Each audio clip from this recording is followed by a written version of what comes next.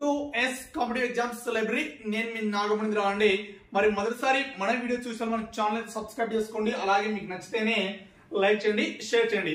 మరి ఇక్కడ మనము ఒక చిన్న ప్రోగ్రామ్ అయితే స్టార్ట్ చేసామండి. ఆ ప్రోగ్రామ్ ఏంటి సార్ అంటే ర్యాపిడ్ రివిజన్. అంటే ఈ ప్రోగ్రామ్ ఎలా ఉందంటే మరి 2024 టెట్ లో వచ్చినటువంటి అన్ని ప్రశ్నాపత్రాలను మరి ఇక్కడ మనము డిస్కషన్ చేసుకుంటూ సో వాటికి సంబంధించిన ఆప్షన్స్ అనేవి దాన్ని కూడా సంబంధించిన వివరణ అనేది పరిశీలించుకుంటూ గ్రామర్ కంటెంట్ సంబంధించిన అంశాలను కూడా మనం చెప్పుకుంటూ ఈ ప్రోగ్రామ్ అనేది నిర్వహిస్తున్నామండి.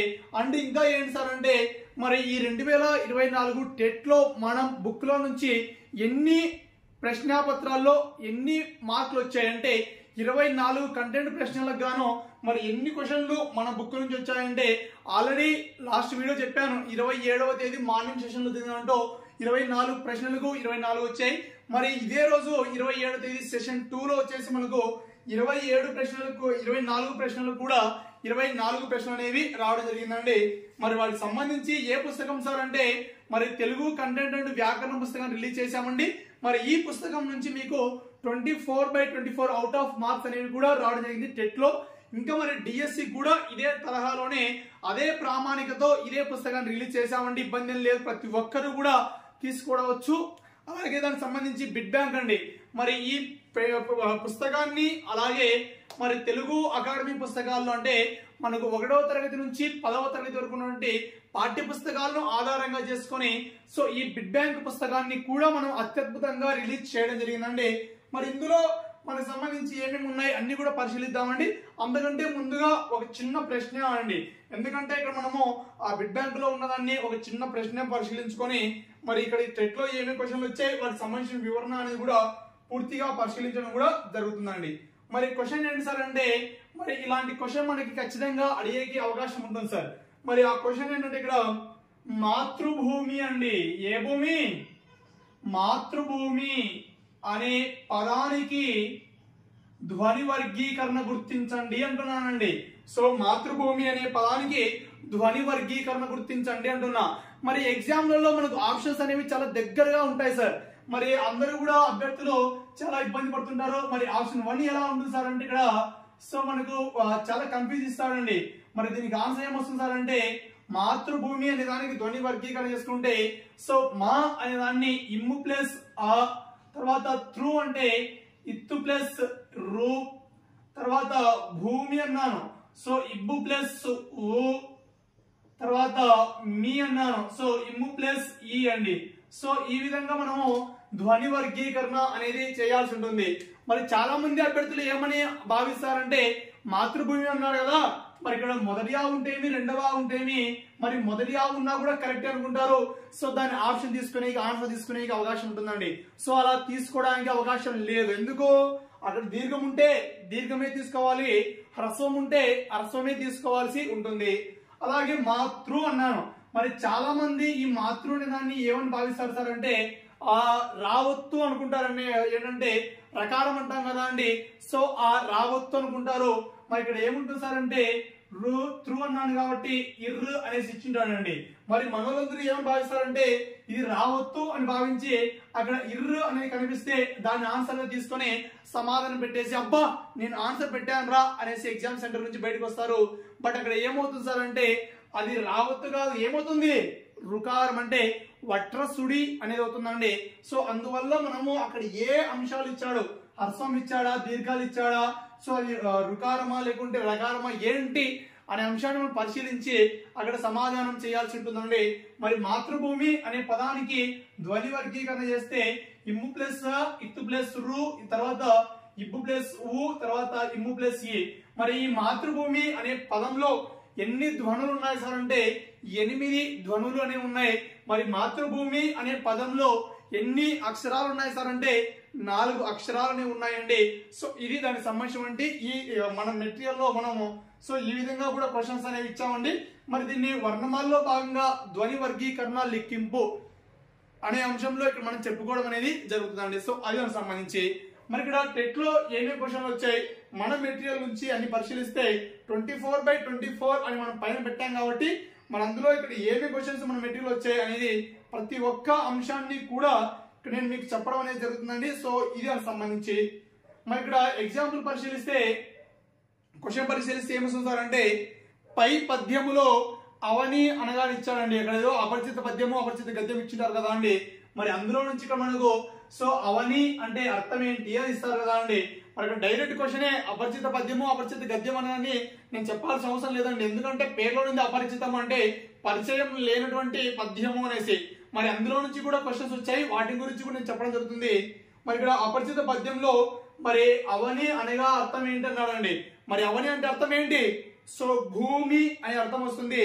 మరి ఆప్షన్స్ ఏమున్నాయి మాస్టర్ అంటే భూమి, అమ్మ, స్త్రీ, గగనం అని ఇచ్చాడు. మరి అవని అంటే అర్థం ఏంటి? సో భూమి. మరి మన బుక్ లో ఎన్నో పేజీలో ఉంది సార్ అంటే పేజీ నెంబర్ 299లో మన మెటీరియల్ లో కూడా ఉండడం అనేది జరుగుతుంది.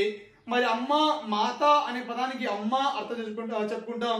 మరి ఉవిద అంటే అర్థం ఏంటి సార్ అంటే స్త్రీ అని చెప్పడం జరుగుతుంది. ఆ తర్వాత గగనము అంటే ఆకాశం అనేసి అర్థం రావడం అనేది జరుగుతుందండి. సో అవని అనే పదానికి అర్థం ఏంటి? భూమి, వసుధ, ధరణి. సో ఇవన్నీ కూడా దానికి సంబంధించిన అర్థాలు. మరి ఇక్కడ ఒక అపరిచిత గద్యం ఇచ్చాడు. మరి ఇందులో ఏమి ఇచ్చాడు సార్ అంటే ఆధునిక కవిత్వ ప్రక్రియలో ఎన్నో కవితా రూపాలు వచ్చాయి. ముత్యాల సరాలు, వచన కవిత, హైకూలు ఇలా ఎన్నో కవితా రూపాలు చూస్తాం. సజీవమైన కవిత్వము కాలానికి అనుగుణంగా తన రూపాన్ని తానే ఎంచుకుంటుంది. హైకూల ద్వారా వచ్చిన కొత్త రూపం నాణ్యలు, నాణ్యలలో 4 పాదాలు ఉంటాయి అన్నాడండి. మరి ఇక్కడ కింది వాటిలో ఆధునిక కవితా రూపాలు కానివి అన్నాడు. ఏవి? కావ్యాలు అనేది. సో దానికి సంబంధించి ఆన్సర్ అవుతుంది. మరి సజీవ కవిత్వం అంటే ఏంటి? కాలానుగుణంగా మారేదాన్ని ఏమంటారు సార్ అంటే సజీవ కవిత్వం అని చెప్పడం అనేది జరుగుతుందండి. మరి నెక్స్ట్ ప్రశ్న ఏంటి సార్ అంటే ఏనుగు లక్ష్మణ కవి ఈ శతాబ్దానికి చెందినవారు అన్నారండి. మరి ఏనుగు లక్ష్మణ కవి ఏ శతాబ్దానికి చెందినవాడండి? చెప్పండి సార్. ఏ శతాబ్దం? 18వ శతాబ్దానికి చెందినటువంటి కవి ఎవరు సార్ అంటే ఏనుగు లక్ష్మణ కవి. మరి మన బుక్ లో మన మెటీరియల్ లో ఎన్నో పేజీలో ఉంది సార్ అంటే పేజ్ నెంబర్ 179వ పేజీలో 7వ తరగతిలో నుంచి ఈ ప్రశ్న అనేది మీకు రావడం జరిగింది. మరి అలాగే లో క్లాసెస్ లో కూడా ఏనుగు లక్ష్మణ కవి వచ్చాడండి, ఇబ్బంది అయితే లేదు. మరి ఇక్కడ ఏనుగు లక్ష్మణ కవి ఎన్నో శతాబ్దం అంటే 18వ శతాబ్దం అండి. మరి మన మెటీరియల్ లో ఏ పేజీలో ఉంది సార్ అంటే ఇక్కడ 179వ పేజీలో ఇక్కడ ఇవ్వడం అనేది జరిగిందండి. సో ఇది దానికి సంబంధించి మరి ఇక్కడ మనకు ఆప్షన్లు ఇచ్చారండి 17వ శతాబ్దం, 19వ శతాబ్దం, 20వ శతాబ్దం. మరి ఈ 3 కూడా ఆన్సర్లు అనేవి కావు. మరి దీనికి ఆన్సర్ ఏంటి సార్ అంటే 18వ శతాబ్దం అనేది అవుతుంది. మరి ఏనుగు లక్ష్మణ కవి యొక్క ఆ శతకం ఏంటి సార్ అంటే సుభాషిత రత్నావళి అనే దాన్ని రాయడం జరిగింది. పినాకపాణి ఏదండి? పినాకపాణి అను పదమునకు అర్థం ఏంటి అన్నాడు. మరి ఇక్కడ ఆప్షన్ 1 ఏంటంటే విష్ణువు, ఆప్షన్ 2 ఆంజనేయుడు, ఆప్షన్ 3 శివుడు, ఆప్షన్ 4 కృష్ణుడు అన్నాడండి. మరి ఇక్కడ పినాకపాణి అనే పదానికి అర్థం ఏంటి? ఓ మేడం మిమ్మల్ని పినాకపాణి అనే పదానికి అర్థం ఏంటి సార్? సో శివుడు అండి. సో పినాకపాణి అనే పదానికి అర్థం ఏంటి సార్ అంటే శివుడు. మరి మన మెటీరియల్ లో ఎన్నో పేజీలో ఉంది సార్ అంటే పదజాలంలో అర్థాల్లో భాగంగా 303వ పేజీలో ఉంటుందండి. సో పినాకపాణి అనే పదానికి అర్థం శివుడు అనే అంశం మీకైతే క్లియర్ గా ఉంటుంది. సో వ్యుత్పత్త్యార్థం ఏమొస్తుంది సార్ అంటే పినాకమును పానియందు కలిగిన వాడు లేదా పినాకమును పానియందు ధరించిన వాడు పినాకపాణి ఎవరంటే శివుడు అండి. సో ఇది దానికి సంబంధించి మరి నెక్స్ట్ వన్ ఏంటి సార్ అంటే దహనుడు అనే పదానికి పర్యాయ పదాలు గుర్తించండి అన్నాడండి. మరి ఆప్షన్స్ ఏమి ఇచ్చాడు సార్ అంటే అగ్నిదేవుడు, అనలము, ఆప్షన్ 2 ఆవు, ధేనువు, ఆప్షన్ 3 మాను, వృక్షము, ఆప్షన్ 4 సముద్రము, కడలి అని ఇచ్చాడండి. మరి ఇక్కడ ఆవు, ధేనువు అన్నాడు. సో గోవు అనే పదానికి ఆవు, దేవు అనేవి ఆవు, ధేనువు అనేవి పర్యాయ పదాలు అవుతాయి. మరి చెట్టు అనే పదానికి మాను, వృక్షము లేదా తరువు అనే పదానికి మాను, వృక్షము అనే పర్యాయ పదాలు అవుతాయి. మరి అంబుది అనే దానికి సముద్రము, కడలి అనేవి పర్యాయ పదాలు అవుతాయి. మరి ఈ మూడు కూడా వేరు కాబట్టి మరి లాస్ట్ మిగిలింది ఏంటి? ఆప్షన్ 1 అగ్నిదేవుడు, అనలము అండి. సో దహనుడు అంటే ఏంటి సార్ అంటే దహించేవాడే దహనుడు అండి. మరి ఏమొస్తాయి సార్ దానికి సంబంధించి పర్యాయ పదాలు అంటే అగ్నిదేవుడు, అనలము అనేవి పర్యాయ పదాలు వస్తాయి. మరి ఎన్నో పేజీలో ఉంది సార్ అంటే ఇక్కడ మనకు 312వ పేజీలో మనకు ఈ పర్యాయ పదం కూడా నేను మన మెటీరియల్ లో పొందుపరచడం జరిగిందండి. సో కావాల్సిన వారు ఒకసారి చెక్ చేయండి సార్. ఇవి ఎటువంటి ఇబ్బంది కూడా లేదు. సో ప్రతి ఒక్కటి కూడా 24/24. సో ఇక్కడ ఆల్రెడీ ఒక క్వశ్చన్ పేపర్ చెప్పాను. ఇది రెండో క్వశ్చన్ పేపర్ లో కూడా 24 వచ్చాయి. కావాలంటే ఆ ప్రశ్నాపత్రం కూడా నేను వీడియో చేసి చెప్పాను, ఒకసారి పరిశీలించండి. మరి నెక్స్ట్ ఏంటి సార్ అంటే కారు పదానికి ప్రకృతి అన్నాడంటే ఈ కారు అనే పదం ఏమవుతుంది సార్ ఇక్కడ వికృతి అవుతుంది. మరి ఈ కారు అనేటువంటి ఈ వికృతి పదానికి ఏం గుర్తించమన్నాడు సార్ అంటే ప్రకృతి పదాన్ని గుర్తించండి అన్నాడు. మరి ఆప్షన్స్ ఏమున్నాయంటే కారము, ఆప్షన్ 2 కార్యము, ఆప్షన్ 3 కాలము, ఆప్షన్ 4 క్షారము అని ఇచ్చాడు. ఏంటి ఇవన్నీ కూడా? సో కారు అనే పదానికి ప్రకృతి ఏంటి మేడం చెప్పండి. సో కాలం అనే పదానికి వికృతే కారు అండి. సో దానికి ఆన్సర్ ఏంటి సార్ అంటే కారు అనే పదానికి ప్రకృతి ఏంటంటే కాలం అనేది ప్రకృతి అనేది అవుతుంది. మరి కార్యం, కబ్జము ఇలాంటివి ఉన్నాయండి, మనకు అవసరం లేదు. మరి ఇందులో సమాధానం ఏంటి సార్ అంటే కారు అనే పదానికి కాలం అనేది మాత్రమే ప్రకృతి అనేది అవుతుందండి. సో ఇది దానికి సంబంధించి మరి చాలా మంది కారం అనే సమాధానం పెట్టింటారండి. ఎందుకంటే కారము కారు దగ్గర సంబంధం ఉంది కదా, సో అందువల్ల దాన్నే తీసుకుంటాం అనేసి అనుకుంటారు. బట్ అది రాంగ్ ఆన్సర్. మరి ఇక్కడ కారు అనే పదానికి సరైన సమాధానం ఏంటి సార్ అంటే కాలం అనేది సరైన సమాధానం అవుతుంది. మరి నెక్స్ట్ వన్ ఏంటి సార్ అంటే దివి అనే పదానికి నానార్థ పదాలు గుర్తించండి అన్నాడండి. మరి దివి అనే పదానికి నానార్థ పదాలు ఏమున్నాయి సార్? సో ఇక్కడ ఆప్షన్ 1 స్వర్గము ఆకాశం, ఆప్షన్ 2 భూమి వసుధ, ఆప్షన్ 3 ఆకాశం నింగి, ఆప్షన్ 4 నది నీరు. దీనికి సంబంధించి సమాధానం ఏమవుతుంది సార్ అంటే దివి అనే పదానికి నానార్థం వచ్చేసి సో స్వర్గము ఆకాశం అనేది నానార్థం వస్తాయండి. మరి కారు అనే పదానికి ప్రకృతి పదం వచ్చేసి 317వ పేజీలో ఉంది. మరి దివి అనే పదానికి నానార్థాలు ఎక్కడ ఇచ్చాం సార్ అంటే 319వ పేజీలో ఇవ్వడం అనేది జరిగింది. మరి భూమి వసుధాన్ని ఇచ్చాడు. ఏ పదానికి పర్యాయ పదాలుగా వస్తాయి సార్ అంటే మరి ధరణి అనే పదానికి భూమి వసుధాని పర్యాయ పదాలు వస్తాయి. మరి ఆకాశము నింగి అంటే గగనము అనే పదానికి పర్యాయ పదాలు చెప్పుకుంటాము. మరి నది నీరు అనేవి. మరి క్రింది వాణిలో జాతీయం కానిది గుర్తించండి అన్నాడు మాస్టర్. ఏమన్నాడు? జాతీయం కానిది గుర్తించాలంట. మరి అక్కడ ఆప్షన్స్ ఏమున్నాయి సార్ అంటే అన్యం పుణ్యం, ఆప్షన్ 2 కళ్ళ కపటం, ఆప్షన్ 3 తల్లి తండ్రి, ఆప్షన్ 4 ఈడు జోడు అండి. మరి ఇక్కడ ఈడు జోడు అనేది మార్నింగ్ సెషన్ లో 27వ తేదీ మార్నింగ్ సెషన్ లో అడిగినటువంటి క్వశ్చన్ లో అడిగాడండి. ఈడు జోడు అనేది నానా జాతీయంగా అవుతుందనేసి ఇచ్చాడు. అది అక్కడ ఇచ్చాడు, ఇక్కడ కానిది ఏంటి అన్నాడు. కాబట్టి మరి అన్యం పుణ్యం కళ్ళ కపటం ఈడు జోడు అనేవి ఏమవుతాయి? జాతీయాలు అవుతాయి. మరి కానిది ఏంటి సార్ అంటే తల్లి తండ్రి. మరి ఇక్కడ మనం ఎక్కడ ఇచ్చాం సార్ అంటే మన మెటీరియల్ లో 325, 326 పేజీల్లో ఆ జాతీయాలకు సంబంధించిన ఇన్ఫర్మేషన్ ఇచ్చానండి. సో ఇది సంబంధించి ఆ ఊరెద్దు మీ ఊరికి పోదు, మీ ఊరెద్దు మా ఊరికి రాదు ఏమిటది అన్నాడండి. మరి ఏంటి? పొడుపు కథ కదా అండి. మరి ఈ పొడుపు కథ సంబంధించి మన మెటీరియల్ లో పొందుపరిచాం. ఎన్నో పేజీ కూడా చెప్తానండి. మరి ఇక్కడ ఆప్షన్స్ ఏమి ఇచ్చాడు సార్ అంటే రోకలి, ఆప్షన్ 2 పొట్ట, ఆప్షన్ 3 చెరువు, ఆప్షన్ 4 చెట్టు అన్నాడు. మరి దీని సమాధానం ఏంటి? చెట్టు అనే సమాధానం అవుతుంది. మరి పొడుపు కథల్లో మన మెటీరియల్ లో 334 పేజీలో మనం ఇక్కడ క్లియర్ గా ఇవ్వడం అనేది కూడా జరిగిందండి. మరి నెక్స్ట్ పరిశీలిస్తే నామవాచక గుణాలను తెలియజేసే పదాలు అన్నాడండి. మరి ఇక్కడ ఆప్షన్ 1 ఏముంది సార్ అంటే క్రియలు, ఆప్షన్ 2 ఏముంది సార్ అంటే విశేషణాలు, ఆప్షన్ 3 ఏముంది సార్ అంటే అవ్యయాలు, ఆప్షన్ 4 ఏమి ఇచ్చాడు సార్ అంటే సర్వనామాలు అని ఇచ్చాడండి. మరి ఇక్కడ క్రియ అన్నాడు. మరి క్రియ అంటే ఏంటి? పనిని తెలియజేసే దానిని క్రియ అంటారు కాబట్టి సో ఇది సంబంధించిన సమాధానం కాదు.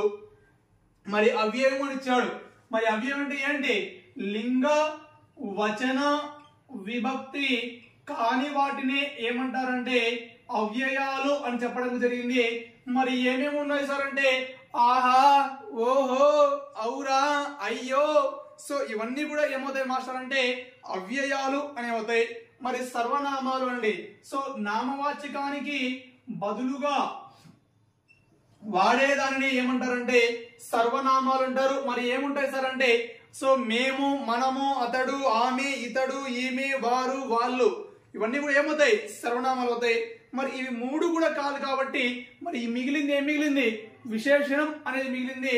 మరి నామవాచకం యొక్క గుణమును తెలియజేసేదాన్ని ఏమంటారు సార్ అంటే విశేషణం అని చెప్పడం అనేది జరుగుతుంది. సో మరి ఆన్సర్ ఏంటి సార్ అంటే సో దానికి సంబంధించి విశేషణాలు అనేది ఇక్కడ సమాధానంగా చెప్పడం అనేది జరుగుతుందండి. మరి ఎన్నో పేజీలో ఇచ్చాం సార్ అంటే సో వ్యాకరణంలో భాగంగా పేజీ నెంబర్ 19లో ఇచ్చాము. అండ్ 3వ తరగతి 4వ తరగతి 5వ తరగతిలో సో భాషాంశాల్లో కూడా ఈ పాయింట్ మనం మెన్షన్ చేయడం జరిగిందండి. సో కావాలంటే ఒకసారి చెక్ చేసుకోండి, ఎటువంటి అభ్యంతరం లేదు సార్. తర్వాత భూతకాలానికి ఉదాహరణ అన్నాడండి. మరి భూతకాలానికి ఉదాహరణ అని ఇచ్చాడు. మరి ఇక్కడ ఏమేమి ఇచ్చారు సార్ అంటే చదివాడు, చదువుతున్నాడు, చదువుతాడు, చదవడు అని ఇచ్చాడండి. మరి ఇక్కడ ఈ ఏంటి సార్ భూతకాలానికి ఉదాహరణ అంటే భూతకాలం అంటే ఏంటి, సో జరిగిపోయిన పనుల గురించి తెలియసేదాన్ని భూతకాలం అంటారు.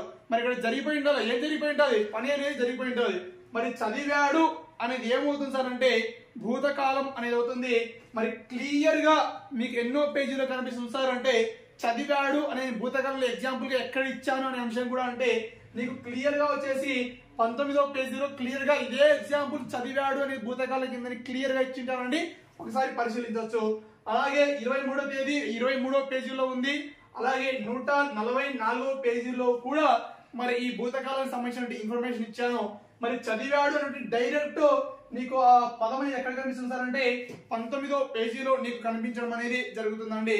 మరి చదువుతున్నాడు అన్నాను. మరి చదువుతున్నాడు ఏ కాలం, వర్తమాన కాలం. చదువుతాడు ఏ కాలం, భవిష్యత్ కాలం. మరి చదవడు అనేది వ్యతిరేక క్రియగా చెప్పడం అనేది జరుగుతుందండి. సో ఇది దానికి సంబంధించినటువంటి అంశం. సరయు నది తీరమందు కోసల దేశముంది, ఈ వాక్యంలో ఏ విభక్తి ఉన్నది అన్నాడండి. మరి ఆప్షన్ 1 ఏమి ఇచ్చాడు మాస్టర్ అంటే తృతీయ ఇచ్చాడు. మరి తృతీయలో ఏ విభక్తి ప్రత్యయాలు వస్తాయి, చేతన్ చేన్, తోడన్ తోన్. సో ఇక్కడ సరయునందు తీరమందు కోసల దేశం ఉంది. మరి ఇక్కడ ఏముందా, రాలేదు, క్లియర్. మరి పంచమీ విభక్తి ఇచ్చాడు, వలన కంటే ఏమవుతుంది, పంచమీ విభక్తి అవుతుంది, క్లియర్. మరి ఆప్షన్ 3 సప్తమి అండి. మరి దీనికి సంబంధించి ఏమొస్తాయి, అందు నన్ అనే వస్తాయి. మరి ప్రథమ ఏమొస్తాయి అంటే డూ మూలు వస్తాయి కాబట్టి సో ప్రథమ కాదు, తర్వాత తృతీయ కాదు, తర్వాత పంచమి కాదు. ఇవి మూడు కాకుండా మిగిలింది ఏంటి, సప్తమి అంటే అందు నన్ అనేది వచ్చింది కాబట్టి సరయు నదీ తీరమందు అన్నాడు. మరి తీరమందులో ఏముంది, అందు అనేది ఉంది కాబట్టి ఏ సమాధానం అవుతుంది సార్ అంటే సప్తమి విభక్తి అనే సమాధానం అవుతుంది. మరి మన మెటీరియల్ లో ఎక్కడ పొందుపరచాం సార్ అంటే ఆ అంశాన్ని మనము పేజీ నెంబర్ 55వ పేజీలో సో విభక్తి ప్రత్యయాల్లో భాగంగా నీకు పొందుపరచడం కూడా జరిగిందండి. మరి నెక్స్ట్ వన్ ఏంటి సార్ అంటే స్వల్ప విరామ చిహ్నము అన్నాడండి. మరి స్వల్ప విరామ చిహ్నం ఏంటి, విరామ చిహ్నాల్లో భాగంగా వాక్యాంత బిందువు అనేది అయిపోయిన తర్వాత నేను రెండవది ఏమి ఇచ్చింటాను సార్ అంటే సో ఈ స్వల్ప విరామ చిహ్నం అంటే వాక్యాంశ బిందువు అంటే కామ అనే దాన్ని నేను ఇవ్వడం జరిగింది. మరి ఆ వాక్యాంశ బిందువు లేదా స్వల్ప విరామ చిహ్నం ఏంటి గుర్తేంటి సార్ అంటే ఇది దాని యొక్క గుర్తుగా చెప్పుకుంటాం. మరి ఎన్నో పేజీలో ఉంది సార్ అంటే మీకు ఈ అంశము పేజీ నెంబర్ 28వ పేజీలో మీకు క్లియర్ గా కనిపించడం కూడా జరుగుతుందండి, క్లియర్. మరి నిత్య బహువచనానికి ఉదాహరణ అన్నాడండి. మరి ఇక్కడ ఆప్షన్స్ ఏమి ఇచ్చాడో పరిశీలిద్దాం. మరి ఆప్షన్ 2 పరిశీలిస్తే తలలు అని ఇచ్చాడండి. మరి తలలోనే నిత్య బహువచనం అవుతుందా, మరి నిత్య బహువచనం ఏంటి, పేరులోనే ఉంది. నిత్యం కూడా ఎలా ఉండాలా, బహువచనంలోనే ఉండాలా. సో ఇలా నిత్యం కూడా అంటే ఎల్లప్పుడూ, నువ్వు చచ్చిపోయినా నేను చచ్చిపోయినా నరేంద్ర మోడీకి ఏమన్నా అయినా పాకిస్తాన్ మునిగిపోయినా కూడా మనం ఎలా ఉండాలి సార్ అంటే నిత్యము అంటే ఎల్లప్పుడూ కూడా బహువచనంలోనే ఉండాలా. సో ఇలా ఎల్లప్పుడూ బహువచనంలో ఉంటే వాటినే ఏమంటారు మాస్టర్ అంటే నిత్య బహువచనాలు అంటారండి. మరి ఇక్కడ తలలు అని ఇచ్చాడు. మరి తలలు అనేది నిత్య బహువచనం అవుతుందా, ఎప్పటికీ కూడా అవ్వదు. ఎందుకు, తలలు అనే పదానికి మనకు ఏకవచన రూపం ఉంది. ఏంటి, తల అనేది ఇక్కడ ఏకవచనం అవుతుంది. సో ఇది దానికి సంబంధించినటువంటి అంశాలండి.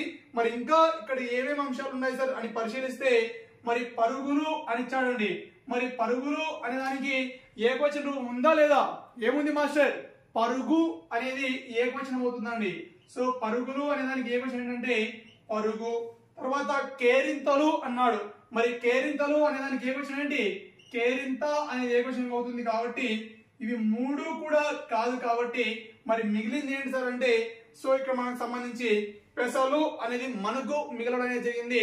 మరి పెసలు అనేది ఏమవుతుందండి ఇక్కడ నిత్య బహువచనము అనేది అవుతుందండి. సో అది దానికి సంబంధించినటువంటి అంశం. మరి ఎన్నో పేజీలో ఇచ్చాం సార్ అంటే ఈ అంశం గురించి పేజీ నెంబర్ 26వ పేజీలో ఇచ్చాను. మీకు క్లియర్ గా ఉంటుంది అక్కడ ధాన్యవాచక శబ్దాలు అని. మరి ధాన్యవాచక శబ్దాలు ఏమి ఉన్నాయి సో అంటే ఒక పంట నుండి ఉత్పత్తి అయినటువంటి వాటిని ఏమంటారు సార్ అంటే ధాన్యాలు అంటారు. మరి ఆ ధాన్యవాచక శబ్దాలన్నీ కూడా ఏమవుతాయంటే నిత్య బహువచనాలు అవుతాయండి. సో జొన్నలు, వడ్లు, కందులు, రాగులు, పెసలు, మినుములు ఇవన్నీ కూడా ఏంటి ధాన్యవాచక శబ్దాలే. మరి అవన్నీ కూడా నిత్య బహువచనాలు అనేవి అవుతాయి. క్లియర్. మరి నెక్స్ట్ వన్ ఏంటి సార్ అంటే మరి ఒక హల్లుకి వేరొక హల్లు ఒత్తు చేరితే అది ఏమవుతుంది అన్నాడు. మరి ఆప్షన్ 1 ఏమి ఇచ్చాడంటే సరళాక్షరము అన్నాడండి. మరి సరళాక్షరం అంటే ఏంటి సో క సో ఆ ల ఇలా ఉంటే వాటినే ఏమంటారు సార్ అంటే సరళాక్షరాలు అంటారు. సో ఇందులో ఏవి కూడా వేరొక ఒత్తు అనేది చేయడం అనేది జరగలేదు. మరి నెక్స్ట్ వన్ పరిశీలిస్తే ద్విత్వాక్షరం అన్నాను. మరి ద్విత్వాక్షరం అంటే ఏంటి ఒక హల్లుకి అదే హల్లు ఒత్తుగా చేరితే దాన్నే ఏమంటారంటే ద్విత్వాక్షరం అంటారు. సో అది కూడా కాదు. మరి ఉభయాక్షరం అన్నాడు. ఉభయాక్షరం ఏంటి సున్నా, అరసున్నా, విసర్గ అనే వాటిని ఏమంటారంటే ఉభయాక్షరాలు అంటారు. సో వాటి సంఖ్య ఎంత అంటే 3. సో అవి వాటికి దీనికి ఎటువంటి సంబంధం లేదు కాబట్టి సో ఇది కూడా సమాధానం కాదు. మరి ఏంటి సార్ దీనికి సమాధానం అంటే సంయుక్తాక్షరము అనేది సమాధానం అవుతుంది. సో ఒక హల్లుకి వేరొక హల్లు అనేది ఒత్తుగా వస్తే దాన్నే ఏమంటారు సార్ అంటే సంయుక్తాక్షరం అంటారు. ఎన్నో పేజీలో ఉంది సార్ అంటే మన మెటీరియల్ లో పేజీ నెంబర్ 13లో ఇక్కడ మనకు క్లియర్ గా రావడం అనేది జరిగిందండి. క్లియర్. మరి నెక్స్ట్ వన్ ఏంటి సార్ అంటే ముక్కు సాయంతో పలికే అక్షరాలను ఇలా అంటారు అన్నాడండి. మరి ఆప్షన్ 1 ఏమి ఇచ్చాడు సార్ అంటే ఊష్మాలు అని ఇచ్చాడండి. మరి ఆప్షన్ 1 ఊష్మాలు ఇస్తే మరి ఊష్మాలు అంటే ఏంటి ఊది పలికే వాటిని ఊష్మాలు అంటారు. మరి ఏమున్నాయి ఊష్మాలు షే, షా, సా, హా అనే వాటిని ఊష్మాలు అంటారు. మరి ఊష్మాల సంఖ్య ఎంత అంటే 4 అండి. తర్వాత స్థిరాలు అన్నాడు. మరి స్థిరాలు అంటే ఏంటి పరుషాలు మరియు సరళాలు కాకుండా అండి. ఏంటి పరుషాలు మరియు సరళాలు కాకుండా మిగిలిన హల్లులని ఏమంటారు మాస్టర్ అంటే స్థిరాలు అంటారు. మరి స్థిరాల సంఖ్య ఎంత అంటే 25 అని చెప్పడం అనేది జరిగింది. మరి ఇక్కడ స్థిరాలు కూడా సరైన సమాధానం అనేది కాదు. మరి నెక్స్ట్ వన్ ఏంటి సార్ అంటే పరుషాలు అని ఇచ్చాడండి. మరి పరుషాలు అంటే ఏంటి మాస్టర్ పరుషంగా లేదా కఠినంగా పలికే వాటిని ఏమంటారంటే పరుషాలు అంటారు. మరి ఈ పరుషాలకే మరొక పేరు ఏంటి సార్ అంటే శ్వాసాలు అని చెప్పడం జరుగుతుంది.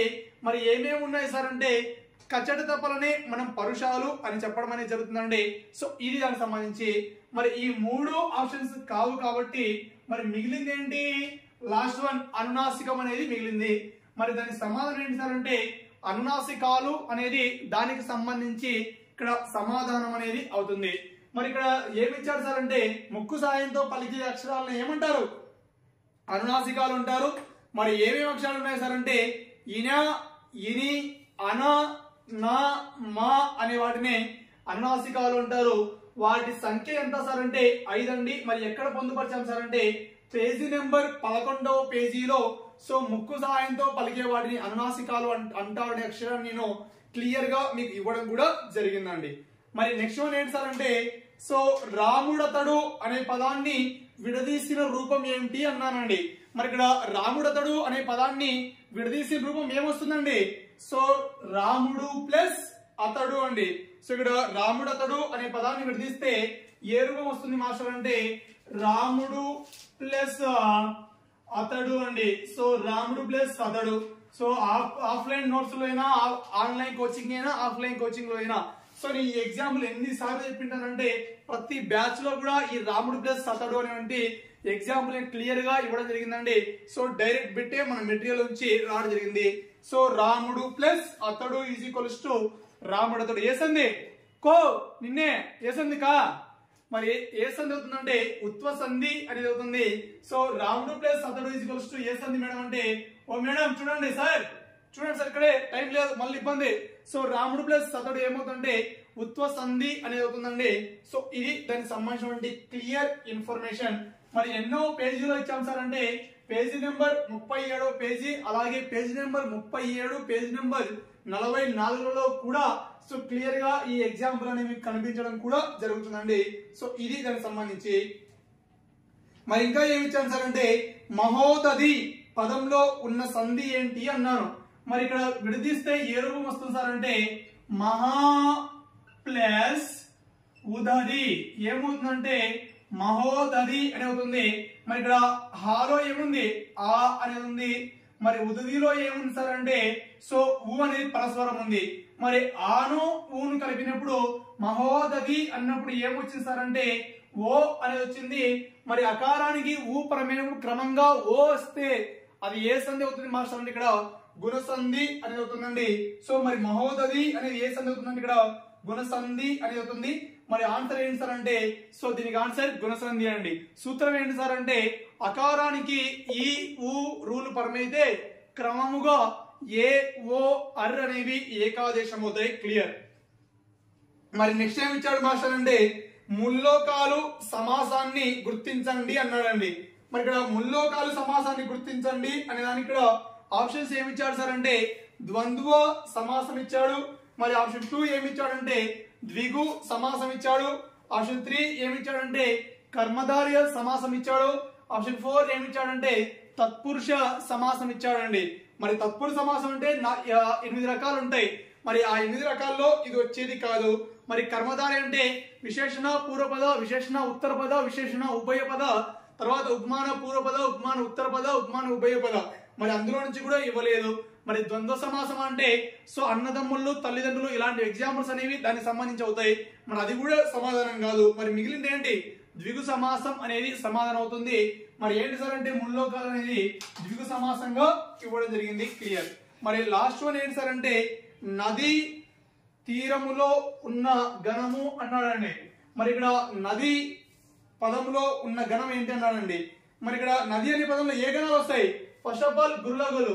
నా అనే దానికి లఘు వస్తుంది, ది అనే దానికి దీర్ఘం ఉంది కాబట్టి గురువు వస్తుంది. మరి లఘువు గురువు ఉంటే దాన్ని ఏమంటారు? లగము అంటారండి. సో ఒక లఘువు ఒక గురువు ఉంటే దాన్ని లఘువు అని చెప్తారు. సో ఆన్సర్ ఏంటి సార్ అంటే ఆప్షన్ 1 అనేది కరెక్ట్ సమాధానం అవుతుంది. మనం మెటీరియల్ లో పేజ్ నెంబర్ ఓపెన్ చేసుకున్నా కూడా సో ద్వ్యక్షర గణాల్లో భాగంగా నేను క్లియర్ గా ఇచ్చింటాను. పేజ్ నెంబర్ 90వ పేజీలో నీకు కనిపిస్తుందండి. క్లియర్. మరి నెక్స్ట్ ఏంటి సార్ అంటే బావిలోకి తొంగి చూస్తే పాతాళం కనిపిస్తుంది అన్నాడండి. సో బావిలోకి తొంగి చూస్తే పాతాళం కనిపిస్తుంది అనే ఈ వాక్యంలో అలంకారం ఏంటి అన్నాడండి. మరి ఇక్కడ ఆప్షన్ 1 ఏమి ఇచ్చాడంటే అతిశయోక్తి, ఆప్షన్ 2 అంత్యానుప్రాస, ఆప్షన్ 3 వృత్యానుభాష, ఆప్షన్ 4 రూపకాలంకారం అన్నాడండి. మరి ఇక్కడ అతిశయోక్తి అంటే సో ఘోరంత విషయాన్ని కొండంతలుగా చేశాడు. సో ఎక్కడైనా బావిలోకి దిగితే లేదా బావిలోకి తొంగి చూస్తే పాతాళం అనేది కనిపిస్తుందా?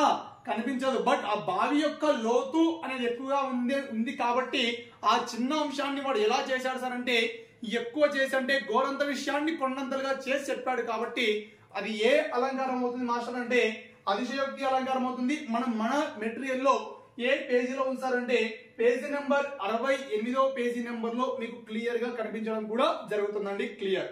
మరి అంత్యానుప్రాస అన్నాడు. అంత్యానుప్రాస అంటే ఏంటి? చివరిలో ప్రతి పాదం చివర ప్రాసను పాటిస్తే దాన్నే అంత్యానుప్రాస అంటారు. మరి వృత్యానుప్రాస అంటే ఏంటి? వచ్చిన హల్లే మళ్ళీ మళ్ళీ వస్తే వృత్యానుప్రాస అంటారు. మరి రూపకాలంకారం అన్నాడు. రూపకాలంకారం అంటే ఏంటి? సో అభేదం చెబితే దాన్నే రూపకాలంకారం అంటారండి. మరి ఈ 3 కూడా కాదు కాబట్టి దానికి సమాధానం ఏంటి సార్ అంటే అతిశయోక్తి అలంకారం page number 68. So please check it. తర్వాత క్రియా రహిత వాక్యానికి ఉదాహరణ అన్నాడు. మరి ఆప్షన్స్ పరిశీలిస్తే జాన్ సినిమా చూస్తున్నాడు అన్నాను. మరి చూస్తున్నాడు అని ఏమవుతుంది? క్రియ ఉంది కాబట్టి క్రియా సహిత వాక్యం అవుతుంది. మరి పాలు తాగింది అన్నాను. సో తాగింది అని క్రియ అవుతుంది కాబట్టి క్రియా సహిత అవుతుంది. తర్వాత శారద టిఫిన్ తిన్నది, కాఫీ తాగింది. సో తాగింది తిన్నది రెండు కూడా క్రియలు ఉన్నాయి కాబట్టి క్రియా సహిత వాక్యాలు ఏమవుతాయి. మరి మిగిలింది ఏంటి? అతను మంచి ఆటగాడు. సో ఈ అతను మంచి ఆటగాడు అనేది ఏమవుతుంది సార్ అంటే క్రియా రహిత వాక్యం అవుతుంది. మరి క్రియా రహిత వాక్యం గురించి నేను ఎక్కడ పొందుపరిచాను సార్ అంటే పేజీ నెంబర్ 76లో పొందుపరిచాను. ఇదే ఎగ్జాంపుల్ అతను మంచి ఆటగాడు అంటే ఇదే ఎగ్జాంపుల్ యాజ్ డీజ్ గా పేజ్ నెంబర్ 149లో ఉంటుంది. కావాలంటే చెక్ చేసుకోండి.